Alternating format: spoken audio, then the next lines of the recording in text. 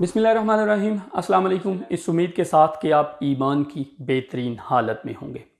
इस कौम में जब भी किसी शख्स पर या किसी ख़ानदान पर कोई मुश्किल वक्त आता है तो उसके इर्द गिर्द रहने वाले लोग, उसके रिश्तेदार, उसके महल्लेदार, उसके गाँव वाले पूरी कोशिश करते हैं कि जितना जल्दी हो सके ये ख़ानदान या शख्स इस मुश्किल की घड़ी में, इस मुश्किल वक्त में, इस मुश्किल से निकल आए।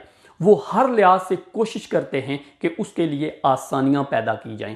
वो अपनी जान को जोखिम में डालकर उसके लिए 24 घंटे अवेलेबल होने की कोशिश करते हैं, और अगर उसे किसी माली मामनत की ज़रूरत हो तो कोशिश करते हैं कि उसको माली मामनत के साथ मदद की जाए। ये एक बड़ी खुशाइन बात है और ये इस मुल्क के हर तबके में पाई जाती है। कोई भी शख्स या ख़ानदान शहर का हो या गांव का हो, ये उसमें आदत बहसीत कौम हम सब में पाई जाती हैं और हम सबको इस आदत को मज़ीद परवान चढ़ाना चाहिए।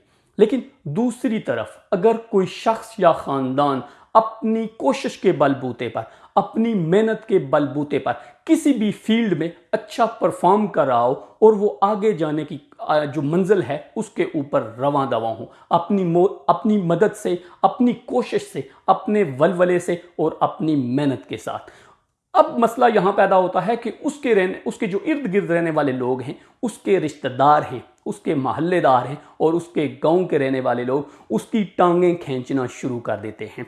वो कोशिश करते हैं कि ये शख्स जो कल तक कोई आम से ढाबे पे बैठकर रोटी खाता था, आज ये किसी अच्छे रेस्टोरेंट में कोई अच्छे किस्म के खाने खा रहा है। अब ये जो बात है, वे जो उसके इर्द गिर्द रहने वाले लोग हैं उन्हें ये गवारा नहीं करती है और नागवार गुजरती है। ये मेरे ख्याल में बैसियत कौम ये आदत भी हम में बहुत ज़्यादा पैवस्त हो चुकी है और हमें कोशिश करना चाहिए कि इस आदत से निकला जाए।